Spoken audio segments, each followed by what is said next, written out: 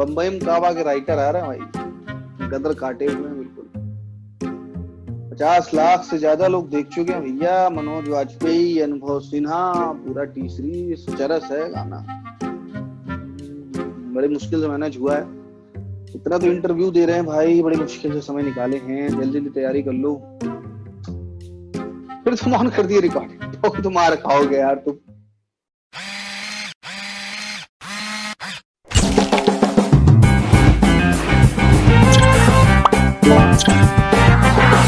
नमस्कार देवियों और सज्जनों, द मुसाफिर किस्सों वाला स्टूडियो विद विजित सिंह में आप सभी का हार्दिक स्वागत है। उम्मीद करते हैं कि आप सभी सपरिवार स्वस्थ, व्यस्त और मस्त होंगे। हम सभी अपने जीवन में किसी विशेष मुकाम पर पहुंचने के सपने देखते हैं। उन सपनों को हासिल करने के लिए पूरी शिद्दत से कोशिश भी करते हैं, लेकिन कई बार परिस्थितियां हमारे पक्ष में नहीं होती और हम सपनों से समझौता कर लेते हैं। द मुसाफिर किस्सों वाला स्टूडियो में हम लेकर आए हैं उनकी कहानी, जिन्होंने अपने कठिन परिश्रम, त्याग और समर्पण के माध्यम से विपरीत परिस्थितियों को पराजित करने का काम किया है, उन पर विजय हासिल करने का काम किया है। अपनी जिद से अपनी तकदीर लिखने वाले एक ऐसे ही शख्स आज हमारे इस शो के मेहमान हैं। बेहद उम्दा गीतकार और शायर डॉक्टर सागर जी। डॉक्टर सागर उत्तर प्रदेश के बलिया से ताल्लुक रखने वाले डॉक्टर सागर हिंदी एवं भोजपुरी के उम्दा गीतकार हैं।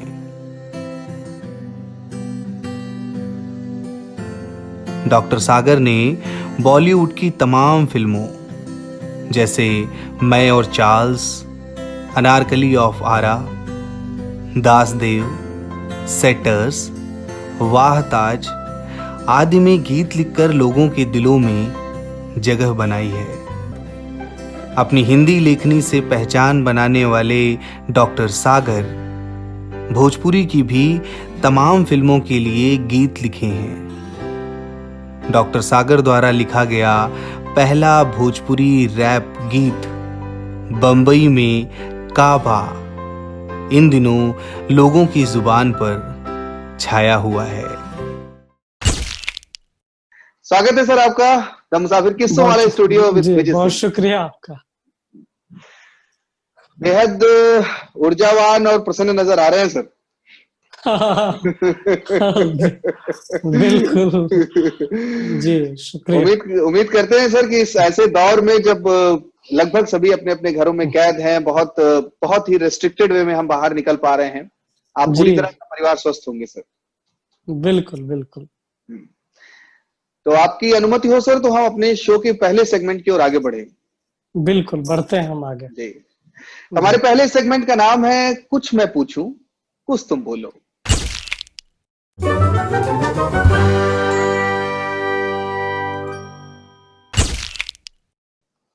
हमारी सेगमेंट का पहला प्रश्न जी। एक ऐसा गीत जो सभी के जुबान पे छाया हुआ है, रिलीज हुए अभी कुछ ही दिन हुए हैं और 50 लाख से ज्यादा लोगों ने अलग अलग प्लेटफॉर्म्स पे उसको देखा। गाने के बोल हैं बंबई में काबा। इस गाने की विशेष बात रही कि 2-3 बातें विशेष हैं। सबसे पहला कि भोजपुरी का पहला रैप सॉन्ग है। दूसरा कि इसको मनोज वाजपेयी जी ने बेहद उम्दा और रोचक अंदाज में गाया है। तीसरा यह है कि तकरीबन 26 साल बाद अनुभव सिन्हा साहब और मनोज वाजपेयी जी साथ में काम कर रहे हैं और कमाल का मैजिक किया है उन्होंने स्क्रीन पे। लेकिन जब हम इसकी बुनियाद में जाते हैं तो बुनियाद में जो नाम बहुत सशक्त तरीके से निकल के आता है वो है डॉक्टर सागर साहब का। कैसा अनुभव रहा सर इस गाने के साथ? बहुत अच्छा अनुभव रहा और जिस तरह से एप्रिशिएट किया जा रहा है गाने को, रैप को, तो बहुत ही अच्छा लग रहा है। मतलब चारों तरफ से जो फोन आ रहे हैं, मैसेजेस आ रहे हैं, उससे पता चल रहा है कि अपना रैप हिट हो गया है। और जो हमारा मकसद था और जो हमारे ख्वाहिशात थे वो यही थे कि हम अपनी बात को जन जन तक पहुंचा सकें। और हम इस पोइट्री के माध्यम से न सिर्फ हम एंटरटेन करना चाह रहे हैं, बल्कि भोजपुरी गीतों को लेकर के जो उस पे अश्लीलता का जो आरोप था, तो हम भाषा के धरातल पे उसे चेंज करना चाहते हैं। हम वो उस धब्बे को, वो जो धब्बा लगा हुआ है इस पे अश्लीलता का, उसको खत्म करना चाहते हैं। और मैं बरसों से इस पे काम कर रहा था, लेकिन कोई माध्यम नहीं मिल रहा था मुझे। और देखिए संयोग की मैं तो मतलब भोजपुरी लिखना मैं छोड़ ही चुका था, क्योंकि मुझे कोई ऐसा प्रोड्यूसर, ऐसा कोई डायरेक्टर, कोई ऐसा संयोग नहीं बन पा रहा था कि मैं उसके साथ काम कर सकूं। और हाँ, लेकिन एक सुखद संयोग बना हमारा इस टीम का। जी सागर साहब, एक बात बताएं कि निश्चित तौर पे जब भी किसी चीज को गढ़ा जाता है, उसको आकार दिया जाता है, तो कल्पना यही होती है कि ये जनप्रिय होगा, लोकप्रिय होगा, जुबान पे, सबके जुबान पे छा जाएगा। लेकिन फिर भी बंबई में काबा को जो लोकप्रियता मिली, क्या इसकी कल्पना लिखते वक्त थी कि हाँ मतलब इतना मतलब बिल्कुल पैन इंडिया बिल्कुल छा जाएगा? ना, बिल्कुल ऐसा नहीं था। और अनुभव सिन्हा सर से जो डायरेक्टर है इस एल्बम के, इस ट्रैक के, इस रैप के, तो उनका भी यही कहना था कि ये तो मतलब गजब हो गया, कि हमने सोचा था कि कुछ तक तो पहुंचेगा ही, लेकिन ऐसा पहुंचेगा कि मतलब मणिपुर से फोन आ रहा है कि वो शेयर कर रहे हैं मणिपुर से। आज सुबह एक पुणे की नर्स का फोन आया कि ये काबा क्या है। तो मैं बोला, तो लोग सवाल करें कि ये क्या है, और अंग्रेजी में जो ट्रांसलेशन है वो संकर्षण ठाकुर ने उसका अनुवाद किया। उसका बहुत बड़ा फायदा हुआ है कि जिनको हिंदी बोलने नहीं आती, मणिपुर और पुणे से और तमाम बैंगलोर, साउथ इंडिया से, तो वो लोग ट्रांसलेशन पढ़ के समझ रहे हैं। मतलब एक लहर आई है इसकी कि गांव से लेकर के शहरों तक, और मतलब गांव के स्कूलों से लेकर के यूनिवर्सिटीज तक कहा जाए तो ये रैप पहुंच गया है। जी। कैसा अनुभव रहा सर मनोज वाजपेयी सर के साथ और अनुभव सिन्हा जी के साथ? क्या उनके साथ बैठ करके लिरिक्स पे भी बहुत माइन्यूटली चर्चा हुई, शब्दों पे चर्चा हुई, क्योंकि मनोज वाजपेयी जी स्वयं भी भोजपुरी का से ताल्लुक रखते हैं, तो क्या सरलता हुई उनको, या मतलब जटिलता के साथ ये परिणाम आया है?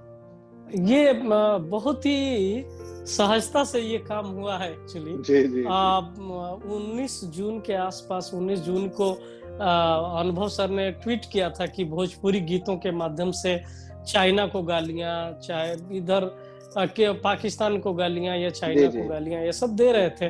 तो उन्होंने ट्वीट किया था कि अगर कोई मुझे अच्छा राइटर मिले भोजपुरी, तो मैं भोजपुरी में काम करूंगा। तो इस हवाले से धीरे धीरे हम कनेक्ट हुए, और हम मिले नहीं थे क्योंकि लॉकडाउन का टाइम था। ये बात जुलाई की है, मतलब बहुत जल्दी की ही बात है ये। तो उन्होंने कहा कि फोन पे उन्होंने बताया कि ये सिचुएशन है।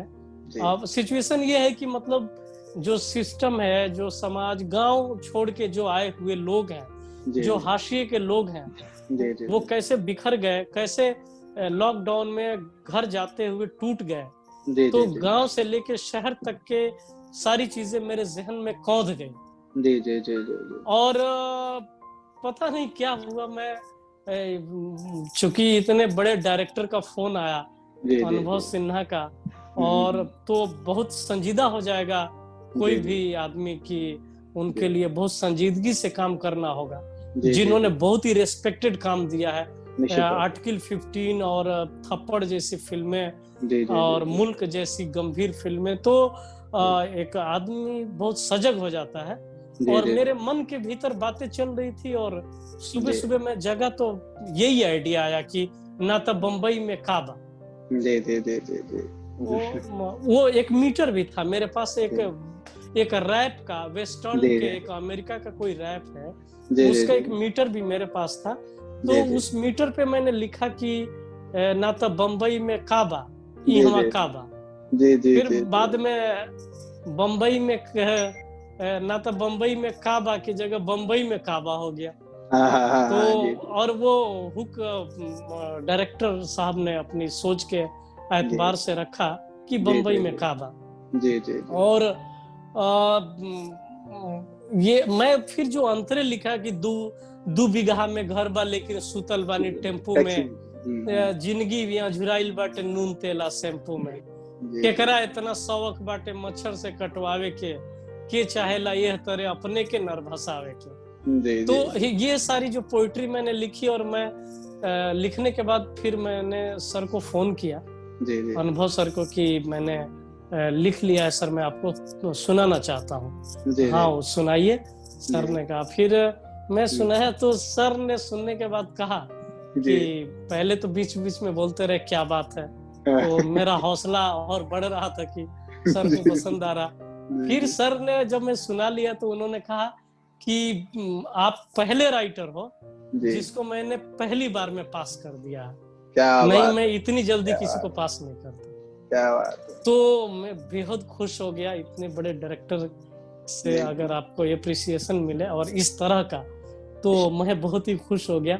और सर के पास चला गया, उन्होंने म्यूजिक डायरेक्टर को भेज दिया लिरिक्स, और वो ट्रैक तैयार हुआ। और सर ने फिर एक दिन फोन किया कि इसको मनोज बाजपेयी कर रहे हैं, और इस दिन रिकॉर्डिंग है और आना है, रिकॉर्डिंग में पहुंचना है। तो मैं तो सत्या देखने के बाद मैं जमाने से कहिए कि मैं बेकरार था, कि मैं चाहता था कि मनोज बाजपेयी के साथ, भिखू मात्रे के साथ कभी बैठ के मैं बातें करूं। मैं इतना बड़ा उनका दीवाना हूं एक्चुअली। तो लगा कि अरे एकाएक स्टूडियो में, खैर ये रिकॉर्डिंग से पहले उन्होंने बोला कि लॉकडाउन चल रहा था, लेकिन अब लास्ट का टाइम था, खुल चुका था, तो उन्होंने कहा कि आप ऑफिस आइए।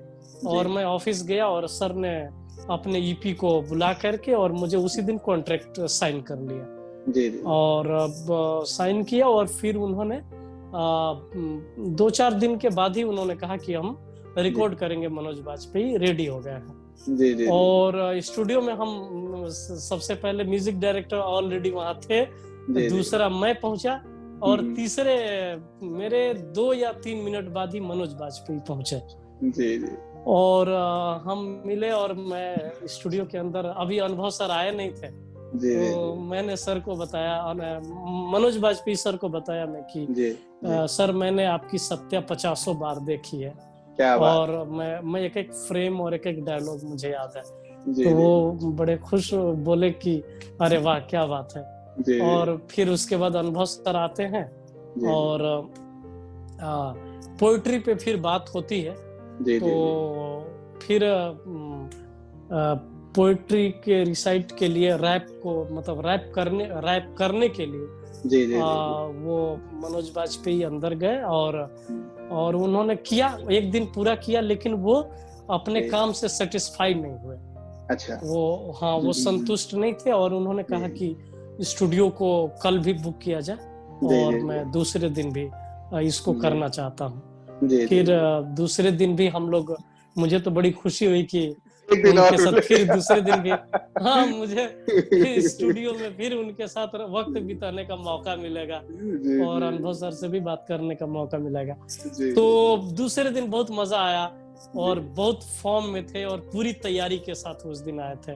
उन्होंने पूरा रियाज कर लिया था, और वो पूरी तैयारी के साथ दूसरे दिन आए, और 3 घंटे के आसपास की रिकॉर्डिंग हुई दूसरे दिन। और इस तरह से अपना रैप तैयार हुआ। साथ में अनुराग सैकिया जो म्यूजिक डायरेक्टर हैं, नेशनल अवार्ड विनर है, और असम के रहने वाले हैं अनुराग सैकिया। तो इस तरह से हम 4 लोग स्टूडियो में इकट्ठे हुए, और इस तरह से ये अपना रैप तैयार होके आया आप सबके सामने। 4 लोगों ने मिलकर क्रांति मचा दी है पूरे देश में। स्थिति ये है कि बच्चा अपने तरीके से सोशल मीडिया पे अपलोड कर रहा है कि हर उम्र के लोग अपने तरीके से कर रहे हैं। बिल्कुल सब लोग जो है।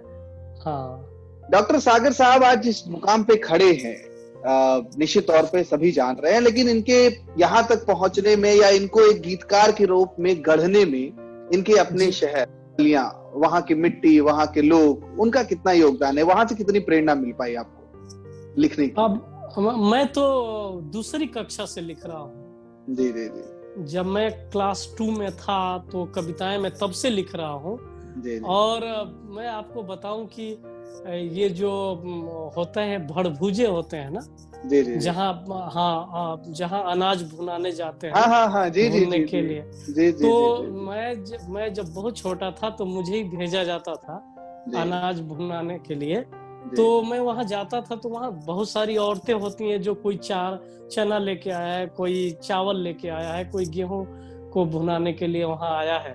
जी तो जी मेरे जाते ही वो लोग सब बोलते थे कि कोई कविता सुनाओ तभी तुम्हारा काम होगा, तभी ये तुम्हारा अनाज भुना जाएगा। जी क्या बात है, तो हाँ, मैं मतलब रहा हूँगा 8 साल का, 7-9 साल का, ऐसा क्या मैं रहा बात है, हूँगा। क्या तो बात बिना किए, बिना मुझे कविता सुनाए वो लोग नहीं आने देता कोई। और मैं जब अपने घर से निकलता था तो कोई भी रास्ते में मुझे रोक लेता था। जी जी और वो तो इस मेरे बनने की ये सब प्रक्रियाएं हैं। बचपन में माँ और चाची जांता चलाती थी, जतसार हो गाते हैं, जी आटा जी जी पीसने की जो चक्की होती है, आटा जी चक्की जो जी हाथ से पीसते हैं। तो जी मेरी जी माँ और मेरी चाची ये दोनों लोग आटा पीसती थी। जी और मैं वो सुनता था उनके जतसार, जिस जिस विधा को जतसार बोलते हैं, जी उस जी गीत को। तो जी वो एक लय के साथ घरर घरर की जो एक म्यूजिकल आवाज है, जी जी और जी उसके जी साथ जो गीत है, तो बड़ा वो म्यूजिकल आता था मेरे लिए। क्या और बात, मैं बहुत एंजॉय, मैं वहीं सो जाता था। आप एक दृश्य और खींच रहे हैं, मतलब बहुत प्यारा सा दृश्य खींच रहे हैं आप शब्दों के माध्यम से, हम लोग और विजुलाइज कर पा रहे हैं उसे। मतलब मेरी चाची तो कहती है यहाँ तक कि जी, मैं उनकी गोद में सो जाता था गीत सुनने के लिए। और वो जुए से जिससे चलाते हैं ना, उससे मेरे सर में चोट भी लग जाती थी। लेकिन फिर भी मैं वहां से हटता नहीं था। मुझे ये पता नहीं है, मैं बहुत ही छोटा रहा हूँगा तब की जी जी मेरी चाची बताती हैं ये बात। जी तो जी जी तो इस तरह से मेरे बनने की प्रक्रिया है। मैं थोड़ा बड़ा होता हूँ, जी और जैसे धान रोपने के लिए मैं धान खेतों में मैं धान रोपता था, जी तो जी उसमें औरतें गीत गाती हैं। और जी हमारे गांव में एक काशी मियाँ है, जो बहुत उनको वो हिंदू रिचुअल्स के सारे फॉर्म उनको याद है, गीतों के याद थे, हुआ करते थे। क्या बात चाहे है, वो कजरी, सोहर, झूमर, चैता, फाग और जी जी जतसार, धान रोपनी, वो सब गाते थे। जी जी जी जी कासिम मियाँ की ये खासियत थी। तो जी जी वो वही आगे आगे गीत गाते थे और धान रोपते थे, और हम पीछे पीछे तमाम उनके पीछे करते थे और गीत गाते थे। जी तो मैं आज मैं जब मुड़ के देखता हूँ, आज मैं भी, जब लोग इतनी मेरी तारीफ कर रहे हैं, तो जी मैं जी खुद एक बार मैं मुड़ के देख रहा हूँ कि कैसे कैसे चीजें बनी हैं मेरे भीतर। ये प्रतीक और बिंब जिसकी इतनी तारीफ हो रही है, जी लोग जी इतना पसंद कर रहे हैं, तो वो जी इसके बनने की प्रक्रिया क्या है। तो वो जतसार, वो धान रोपनी, और जी उसके अलावा हमारे बलिया में ददरी मेला लगता है। तो जी जी मेरे गांव से बलिया 50 किलोमीटर दूर है। वहां जी जी औरतें गीत गाते हुए जाती थी, जैसे गुरुचरण मिलेला बड़ी भाग से, वो जी जी निर्गुण गाते हुए जाती थी। तो जी हम गीत सुनते सुनते अपने दोस्तों की टोली के साथ, उन जी औरतों के साथ, हम 50 किलोमीटर बलिया ददरी मेला चले जाते थे, ददरी क्या नहान बात है, क्या, करने। तो ये आप देख रहे हैं कि आपसे बातें करते हुए जी आपने जी जी सवाल ऐसे ऐसे उठा रहे हैं कि जी मुझे लग जी रहा है कि ये सारे सवाल मैं दूसरों को नहीं बताया। जी जी मैं आपने ऐसे सवाल रेज किए कि मैं देखने लगा, और मैं तीनों चीजों को मैं लेके आ रहा हूं आपके सामने। जी तो जी ये इस तरह से बनती गई। जी और फिर मैं जो लिखता था, मैं जब 7वीं क्लास में पढ़ रहा था, तो जी मैं अपने एक गुरु का नाम लेना चाहूंगा, जी सत्यदेव पांडे, जो मेरे गुरु हैं। जी जी मेरे जब मैं मिडिल स्कूल में गया, 6वीं स्कूल में, जी तो जी वहां जाने के बाद वो मेरी कविताओं को, और मैं गीत लिखता था, तो लड़के लड़के जो मेरे क्लासमेट हैं, सब मेरे लिखे गीत गाते थे। क्या बात है, क्या बात सारे है, स्कूल के प्रोग्राम में, मतलब 15 अगस्त, 26 जनवरी और जी बाल दिवस, जो भी कल्चरल प्रोग्राम हो, उस जी स्कूल में मेरे अलावा किसी के गीत नहीं होते थे। जी जी जी मतलब मेरे जी सीनियर हो या मेरे जूनियर हो या मेरे क्लासमेट हो, जी जी वो सारे मेरे लिखे गीत गाते थे। बड़ी अद्भुत बात बता रहे हैं आप, ये बहुत अद्भुत बात बता रहे हैं मतलब। और जैसे कजरी पे मैंने लिख दिया, धान रोपनी पे लिख दिया, उन्हीं धुनों पे, जैसे भगत सिंह पे मैंने लिखना है तो लिख दूंगा, किसी कजरी की धुन पे भगत सिंह का गीत लिख दिया, और कोई सरस्वती वंदना लिख दिए मैंने। तो ये पूरी प्रक्रिया, और जो सत्यदेव पांडे हैं वो एक 26 जनवरी का टाइम था, मुझे याद आ रहा है वो वक्त कि जब सारे स्टूडेंट मेरे ही गीत गाए और मेरा नाम लेके गाते थे कि मैंने वो नाम में, तब गाने में मैं अपना नाम भी डालता था लास्ट में। अच्छा, तो अच्छा। हाँ, तो जो टीचर हैं उन्होंने 10 रुपया मेरी जेब में डाला, और फिर सारे टीचरों ने मेरी जेब में 10 रुपये डाले, और जितने लोगों को इनाम मिले थे, जो मेरे क्लासमेट और मेरे सीनियर जूनियर, वो सब लोग ने वो अवार्ड मेरे पास लेके मेरे पास आ गए। अरे क्या बात है, क्या बात है, क्या वो मेरे लिए बड़ा ही ऐतिहासिक और बड़ा ही, मैं उसको बहुत नॉस्टैल्जिक है मेरे लिए। मैं बहुत ही उन लम्हों को याद करके खुश हो जाता हूँ। और इस तरह से मैं करते हुए मैंने गाने लिखे, और दूर दूर तक फिर लोग गाने लगे मेरे गीतों को। बड़े सिंगर हमारे इलाके के थे, मदीना मास्टर, वो रेडियो स्टेशन से गाते थे, तो उन्होंने चिट्ठी भेजवाई मेरे गांव। मैं तब 8वीं क्लास में पढ़ रहा था, तो उन्होंने चिट्ठी भिजवाई कि भूखे गरीब की यही बस दुआ है, औलाद वालों फूलो फलो। अच्छा। तो उसपे सरस्वती वंदना लिखना, तो वो ऐसे ही मतलब फोक धुनों पे मैं गीत बना देता था, या फिल्मी धुनों पे कोई मेरे पास आता था। तब तो फ्री का जमाना था, मैं फ्री में, मुझे पता ही नहीं था कि ये लिखने के पैसे भी मांगने चाहिए सामने वाले से, जबकि वो लोग तो गा के रेडियो में और जहाँ भी नाम भी कमा रहे थे, पैसे भी कमा रहे थे। तो और बचपन से मेरी यही ख्वाहिश थी कि जैसे जैसे मैं बड़ा हुआ, तो मैं देखना चाहता था कि मैं बॉम्बे आना चाहता था, मैं मुंबई आना चाहता था, लेकिन मैं पढ़ाई करना चाहता, मैं मॉनिटर भी था अपने ही स्कूल में। मैं मेहनत से पढ़ाई करता था। पढ़ाई भी मैं करने के लिए मेरे घर में ठीक इंतजाम नहीं था कि मैं वहां पढ़ाई कर सकूं। तो मैं अपनी सारी किताबें लेके मैं चला जाता था बाग की तरफ, खेतों की तरफ। वहां घास काटने वाली औरतें हुआ करती थी, तो वो क्या कर, उनको पता होता था कि मैं आऊंगा यहाँ पढ़ने के लिए, तो वो घास काट के और वो ऊंचा बना देती थी मेरे लिए।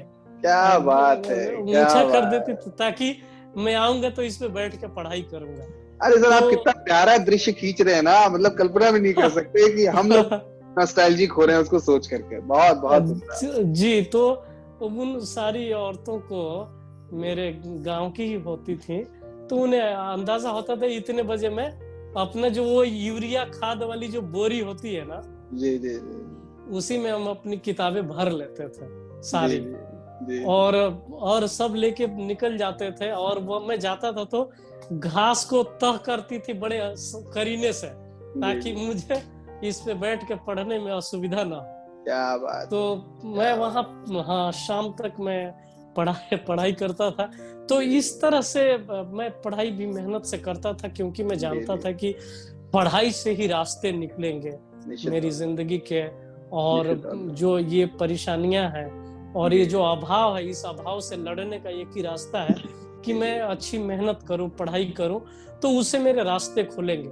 और उतनी मेहनत की कि फिर हम बलिया से फिर बीएचयू आ गए, फिर बीएचयू से हम जेएनयू आ गए।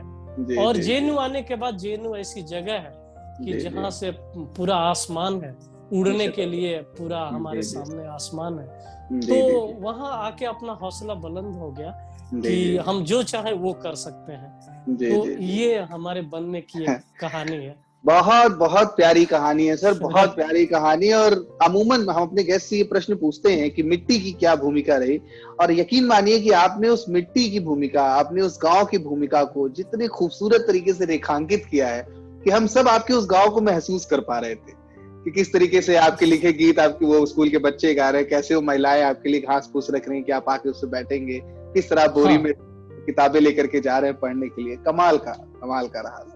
जी, और वो मैंने लाइन लिखी है ना कि मनवा हरियर लागे भैया हाथ लगौते माटी में। जी जी जी तो जी उसमें वो जो लाइन ऐसे ही आई है कि मतलब वो जो कच्ची मिट्टी होती थी ना, जी तो जी उस पे सोने में बड़ा मजा आता था। निश्चित तौर कच्ची पे। मिट्टी पे वो जो तरावट उसकी होती थी, जो बिल्कुल ठंडक मिलती थी, तो बिल्कुल। उसकी फीलिंग आज तक मेरे मेरे भीतर है। जी उस जी ठंडक की जो गर्मियों में पेड़ों की छांव में हल्की जो नमी है जी मिट्टी की, तो जी, बड़ी अच्छी नींद आती थी उस मिट्टी पे। क्या बात है। अब मैं आज सोचता हूँ कि अरे मुझे सांप काट लेता तो, और मुझे बिच्छू मार ले, मैं कह कि ऐसा मैं कैसे कर सकता था, ये तो गलत था। जी हाँ, जी मैं जंगल में जाके और मैं कच्ची मिट्टी पे सोता था। पढ़ते पढ़ते जब थक जाते थे तो अब मैं डरता हूँ कि जी जी ऐसा मुझे जी नहीं करना चाहिए था। जी। जी इस हमारे पहले सेगमेंट में आपने इतने खूबसूरत तरीके से बातें रखी कि यकीन मानिए हमारे अब तक के शो हमने जितने भी किए हैं, ये सेगमेंट, ये जो अपने गृह जनपद के बारे में, अपनी मिट्टी के बारे में इतने खूबसूरत तरीके से किसी ने रेखांकित नहीं किया। बहुत बहुत धन्यवाद। अगर आपकी इजाजत हो तो अपने दूसरे सेगमेंट की ओर आगे बढ़े। जी प्लीज। जी।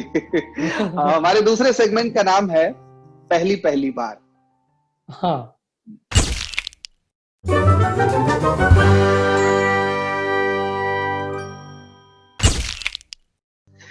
हमारे जीवन में जो कुछ भी आज चल रहा है वो कभी ना कभी पहली बार घटित जरूर हुआ होता है, और वो जो हाँ घटना घटी होती है वो हमें ताउम्र याद रहती है। तो हम डाउन द मेमोरी लेन जाएंगे फिर से आपके जीवन में, और कुछ हाँ उन पन्नों को पलटेंगे जो जी निश्चित तौर पे जिसे याद करके आपको भी आनंद आएगा। सबसे जी पहली बार डॉक्टर सागर साहब की कौन सी रचना प्रकाशित हुई? ओके। मुझे जहां तक याद आ रहा है कि मेरी पहली रचना जो है वो पाती पत्रिका एक भोजपुरी की है। पाती। और हाँ पाती, जी पाती मतलब चिट्ठी। जी जी और जी हाँ, और पाती के संपादक अशोक द्विवेदी हैं जो मेरे काव्य गुरु हैं। अच्छा। तो हाँ, जब मैं उनसे मिला तो मैंने उन्हें कविताएं सुनाई तो उन्हें मेरी कविताएं पसंद आई, और शहर से मुझे अपना शिष्य बना लिया उन्होंने जब मैंने अपनी कविताएं उनको सुनाई। तो मैंने जो पहली कविता लिख के जो मेरी छपी, और मैं उसका जो सुख है पत्रिका में देखने का, बिल्कुल वो बिल्कुल मैं बता नहीं सकता आपको जी जी कि मतलब वो मैं कुछ लाइनें आपको सुनाऊं जो पहली बिल्कुल छपी बिल्कुल थी। बिल्कुल, अरे सर हाँ, स्वागत। मनवा के कोहबर में सपना धुआइल हार गईनी जिंदगी के दांव। जी मनवा के कोहबर में सपना धुआइल हार गईनी जिंदगी के दांव। आ खेत खरिहनवा के माटी से पूछीला कहवा गईला अपन गांव। आहा। खेत खरिहनवा के माटी से पूछीला कहवा गईला अपन गांव। माटी बोलावे ले सूखल कियारी से पनकल न डीभी के पात। आ महुआ के देखनी की चू के निझाइल गीधन के जमकल बारात। जेठ के तवाठी में छतरी तनाइल तो डहके ला पिपरा के छांव। खेत खरिहनवा के माटी से पूछी ला कहवा गईला अपन गांव। ये मैंने क्या बात है, बहुत मेरी बहुत कविता सुंदर, बहुत जी। बहुत सुंदर सर, हाँ, बहुत शुक्रिया सुंदर। शुक्रिया क्या उम्र रही होगी सर जब पहली बार प्रकाशित हुई ये रचना आपकी? वो मैं वही मेरी होगी 19 साल की, मैं ग्रेजुएशन में गया था। क्या बात, मैं फर्स्ट ईयर में रहा हूँगा जी। जी। पहली बार, क्योंकि सेगमेंट का नाम है पहली बार, उस सब में पहली बार जरूर आएगा। हाँ, सबसे पहली बार डॉक्टर सागर साहब को अपनी लेखनी के लिए कितना भुगतान मिला? पहली लेखनी के लिए मुझे 20,000 रुपये मिले थे। क्या बात है, क्या बात है। बहुत उम्दा। सबसे पहली बार डॉक्टर सागर साहब को प्रेम कब हुआ? अच्छा। मैं प्रेम का अब ये आपको डिप्लोमेटिक ही सही जवाब तो देना पड़ेगा। वो प्रेम वाली भावना जो मन में एक उत्पन्न होती है सबसे पहली जी, बार। हाँ, वो 11वीं क्लास में ऐसा भाव हुआ। जी जी जी जी, जब मैं 11वीं में पढ़ रहा था जी। हाँ। सबसे पहली बार एक लेखक के तौर पे, क्योंकि निश्चित तौर पे पड़ाव होते हैं जीवन के, कई बार अभी समय आप जिस पड़ाव पे खड़े हैं तो ये बाहरी जो ग्लैमर है बहुत आकर्षित नहीं करता, लेकिन सबसे पहली बार लेखक के तौर पे एक सेलिब्रिटी वाली फीलिंग कब आई कि हाँ मतलब अब मुझे पहचाना जाने लगा है एक बड़े पैमाने पे? हाँ, मुझे सबसे अच्छा लगा कि एक तो मनोज बाजपेयी सर ने मेरे लिए ट्वीट किया। जी जी ट्वीट पे उन्होंने लिखा और जी अनुराग कश्यप ने लिखा, ट्वीट पे जी मुझे मेंशन किया। जी जी, हाँ, वो हमारे लिरिसिस्ट डॉक्टर सागर, ऐसे उन्होंने क्या लिखा बात है। है। जी तो जी जी मनोज बाजपेयी, अनुराग कश्यप, जी अनुभव सिन्हा जी और जी ये इन सारे लोगों ने, अजय ब्रह्मात्मज जी जी जी जैसे लोग, और तमाम अभी लगातार आज बीबीसी में आया है। तो जी जी ये पहली पहली बार वही जब जुम्मा जुम्मा कह लीजिए, जुम्मा भी तो क्या कहेंगे, परसों नरसों ही देखा कि सब लोगों ने ट्वीट किया है, तो क्या बात है, क्या अच्छा बात लगा। और कुछ दोस्तों ने है। चुटकी लेते हुए जब कहा कि मतलब यार तुम भूल मत जाना, आप भूल तो नहीं जाओगे। तो फील आया कि कुछ अच्छा सा फील आया निश्चित तौर जिसको। पे, निश्चित तौर हाँ, पे, और ये बहुत ही स्पेशल होता है, बहुत ही स्पेशल होता बहुत है, बहुत क्योंकि जी अभी आपको जी बहुत सारे आयाम गढ़ने हैं, लेकिन ये जो एक पहली बार का एक होता है ना, एक फील, निश्चित तौर पे, और ये जी। कितनी कितनी कितनी इनोसेंसी से आप जवाब दे रहे हैं, वो बहुत अच्छा लग रहा है हमें। जी। सबसे पहली बार किसी फिल्म के लिए गाना कब लिखे आप? पहली फिल्म थी मेरी गंगा किनारे प्यार पुकारे, भोजपुरी फिल्म थी। अच्छा अच्छा। तो हाँ, मेरे एक सीनियर हैं जेएनयू में, जी जी सीनियर मेरे जेएनयू के थे नफीस हम्म, अहमद। तो नफीस साहब पार्लियामेंट में है, किसी अच्छे इंटरप्रेटर जी जी जी की पोस्ट पे है वो। जी तो जी वो सीवान के रहने वाले हैं, उनकी भोजपुरी बहुत अच्छी है। जी तो जी जी मेरी भोजपुरी कविता सुन के वो बहुत मुझसे जी जी प्रभावित हुए, और जी जी उन्होंने कहा कि मैं अपने दोस्त भाई को बुलाता हूँ, वो जी नोएडा टी सीरीज से रिलेटेड है और वो काम कर रहे हैं नोएडा टी जी जी सीरीज जी में। जी तो जी उन्होंने फोन किया और वो आ गए जेएनयू गंगा ढाबे पे, जी जी और जी वहां मैंने उनको एक कविता सुनाई अपनी। जी जी और वो बहुत ही ज्यादा वो बोले कि आप तो अमेजिंग लिखते हैं, जी आपको जी तो तुरंत काम मिल जाएगा। जी और एक फिल्म बन रही थी गंगा किनारे प्यार पुकारे, जिसके शाहिद शम्स उसमें एक्टर थे। अच्छा। तो वहां मुझे भेजा गया और मैं लिख के लेके गया। जी जी और डायरेक्टर जो थे पहले जी जिनको जी सुनाना था, वो एस कुमार थे, टी सीरीज में ही वो इन हाउस थे। अच्छा अच्छा। और वो एक गाना वहां मेरा लेना था, जी बट जी वो सुन के बोले कि ये उदित नारायण गाएंगे और जी आपको और 2 गाने लिखने हैं, आपको दिया जाता है। जी जी जी और वो बहुत ही ज्यादा अप्रिशिएट किए कि आप बॉम्बे में जाओगे तो आपको काम की कमी नहीं होगी, आप क्या इतना बात अच्छा लिखते हो। है। जी और जी हाँ, वहां से फिर काम अपना जी जी निकल गया। जी जी जी गाने आगे, फिल्म मेरी रिलीज हुई, जी जी टी सीरीज से ही रिलीज हुई। जी जी और जी जी तो यही था मेरे पहली फिल्म वही गंगा किनारे प्यार पुकारे। और जी जी हिंदी की पहली फिल्म जो थी वो ये स्टूपिड प्यार, जी जी। जिसकी सिंगर हमारी पहली हिंदी की सिंगर श्रेया घोषाल है। अरे क्या बात है, क्या हाँ, तो बात हमारी है। शुरुआत भोजपुरी में उदित नारायण से हुई। जी उदित जी नारायण, सुरेश वाडकर, कुमार सानू, साधना सरगम, जी और जी जी। हिंदी में श्रेया घोषाल। श्रेया घोषाल, क्या जी बात है। बहुत उम्दा आगाज रहा आपका, और निश्चित जी तौर पे अभी तो एक बहुत बड़ा आसमान है जो अब तो निश्चित तौर पे सामने बाह पसारे खड़ा है जी आपके। बहुत कुछ जी करेंगे। तो हमारा ये सेगमेंट यही समाप्त होता है सर। पहली पहली जी। बार बहुत उम्दा तरीके से आपने इस सेगमेंट के सारे उत्तर दिए। आपकी इजाजत हो तो हम अपने अगले सेगमेंट की ओर आगे बढ़े। हाँ, ठीक है जी, सर। हमारे अगले सेगमेंट का नाम है संदेशी आते हैं।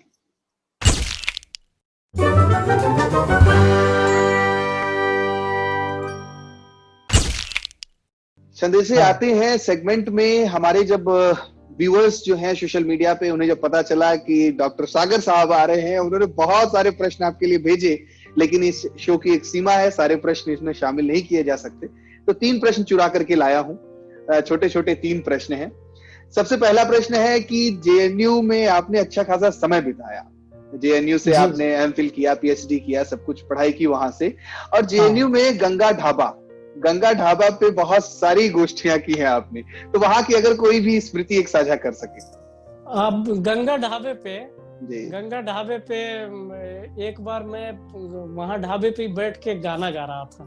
जी तो उधर से कोई रेडियो वाले गुजर रहे थे, हम्म, तो वो लोग दूसरे दिन मुझे ढूंढते हुए आए जी। कि वो ढाबे पे कौन गा रहा था रात में। क्या बात है। तो लोगों ने बताया कि वो सागर थे और वो झेलम हॉस्टल में रहते हैं। जी तो वो रेडियो वाले लोग मेरे पास आ गए और उन्होंने मेरा पूरा इंटरव्यू किया और मैंने अपनी कविता पढ़ी थी उसमें। क्या बात है, और क्या वो बात है। फिर जेएनयू वाले 615 बस में जाते थे, तो जी, वो रेडियो 615 बस में वो मेरा इंटरव्यू चलता था। सब जी, बड़े जी। खुश हो गए और बोलने लगे, फोन करने लगे, अरे तुम्हारा इंटरव्यू रेडियो पे हम बस में सुने हैं। अरे वाह तो वाह, क्या बात है, क्या वो बात एक मजेदार घटना थी गंगा है। ढाबे की। जी जी जी। हाँ दूसरा प्रश्न है सर कि भोजपुरी फिल्मों का भविष्य जो है निश्चित तौर हाँ पे वर्तमान एक संकट में थोड़ा नजर आ रहा है, चूंकि मल्टीप्लेक्स का जमाना आ गया, सिंगल स्क्रीन का जमाना धीमे धीमे जा रहा है और हाँ भोजपुरी सिनेमा जो है सामान्य तौर पर सिंगल स्क्रीन पे ही अब देखने को मिलती है, विशेष रूप से छोटे शहरों में।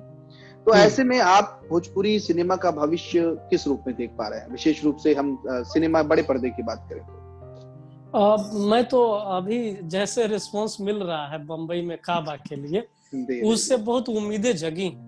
जी जी और अगर ये हिंदी के जो बड़े लोग हैं, जी जी जो यूपी बिहार से मुतालिक हैं, रिलेटेड हैं, जी और उनको उनको उनके भीतर थोड़ा ये जग रहा है कि भोजपुरी में अच्छी चीजें भी लोग सुन रहे हैं।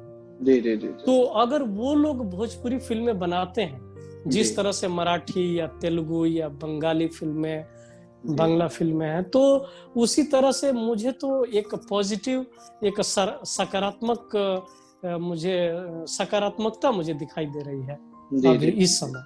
जी अच्छा, वर्तमान में सर ये जो भोजपुरी गानों में, जैसा कि आपने शुरुआत में भी कहा कि ये जो अश्लीलता एक तरह से परोसी जा रही है, निश्चित तौर पे एक ऐसा दौर था जब भोजपुरी भाषा जो शीतलता प्रदान करती है। अब जब अभी भी गांव जाइए तो किसी से कोई परिचय ना हो, शहर में थोड़ा अक्खड़पन भले आपको मिले, लेकिन गांव जाइए तो ऐसा लगता है, अभी भी किसी भी गांव में चले जाइए कि आप किसी से भी बैठ के बात कर सकते हैं सुकून के साथ। वो भाषा आपको एक अजीब सा सुकून देती है, ठंडक देती है। ऐसे में जब इस तरह का अश्लील कंटेंट आ रहा है, तो आपको नहीं लगता है कि ये पूरी की पूरी भाषा एक तरीके से बदनाम हो रही है इस तरह के गानों से? बदनाम तो हो ही रही है, मतलब इतनी मीठी जबान में इतनी कड़वी और खराब बातें की जा रही हैं। और वो भाषा जो हमारी दादी, हमारी माएं बोलती हैं, तो हम अपनी ही मतलब मातृभाषा, माई भाखा जिसको कहते हैं भोजपुरी में, तो हम जिसको हमारी माँ बोलती है, हमारी दादी बोलती हैं, उसी को हम बदनाम कर रहे हैं कि भोजपुरी मतलब वो अश्लीलता का पर्याय हो गया है एक तरह से। तो ये बहुत दुख होता है और एक्चुअली उसी के खिलाफ, उसी के मुखालिफ ये लड़ाई है। जी जी जी। एक आखिरी सवाल हमारे जो एक व्यूअर पूछते हैं कि जो आपने एक नए युग की शुरुआत की है भोजपुरी रैप लिख करके, तो क्या आपको लगता है कि इससे एक रिवॉल्यूशनरी चेंज आने वाला है भोजपुरी गानों में? हाँ, उससे चेंज आएगा। मैं YouTube पे मैं कमेंट्स देख रहा था कि लोगों का क्या नजरिया है देखने का। ये जितने भोजपुरी के गीतकार हैं इस समय, ऑलमोस्ट गीतकारों ने मुझे फोन किया। क्या बात है। वो सारे जो असली लिखते हैं। अच्छा। वो सारे जो असली लिखते हैं, वो सबके फोन आ रहे हैं, म्यूजिक डायरेक्टर और गीतकार के। तो वो बोल रहे हैं कि बधाइयां दे रहे हैं, कुछ लोग फेसबुक पे लिख रहे हैं हम आपका स्वागत करना चाहते हैं। तो मुझे लग रहा है, मुझे तो बड़ा ही पॉजिटिव लग रहा है कि ये वो लोग जो माहौल खराब किए हुए हैं, वो मेरा स्वागत करना चाह रहे हैं। जी जी जी। तो इससे तो बदलता हुआ मंजर मुझे दिखाई दे रहा है। निश्चित तौर पे एक पूरा समुदाय, एक पूरा वर्ग, विशेष रूप से मैं ये कहूंगा जो भोजपुरी भाषाई क्षेत्र के हैं, वो सभी एक बहुत उम्मीद के साथ आपकी ओर नजरें गड़ाए देख रहे हैं कि डॉक्टर सागर साहब फिर कुछ ऐसा अद्भुत गढ़ेंगे कि हम सभी आनंदित होंगे और भोजपुरी भाषा को एक नया आयाम। बिल्कुल, हम बहुत जल्द आ रहे हैं, शायद 15 या 20 दिन के भीतर। क्या बात है। फिर आपको बुलाना पड़ेगा मुझे। निश्चित तौर पे हम सभी इंतजार करेंगे कि आपके अगले गाने पर भी हम लोग विस्तार पूर्वक चर्चा करें। और बिल्कुल, ये हमारा सेगमेंट सदस्य आते हैं यहाँ पे समाप्त होता है। हमारा एक आखिरी सेगमेंट है, उसकी ओर हम आगे बढ़ेंगे आपसे इजाजत लेकर के, अगर आपकी इजाजत हो। हाँ। तो बढ़ते हैं सर हमारे आखिरी सेगमेंट की ओर, जिसका नाम है चलते चलते।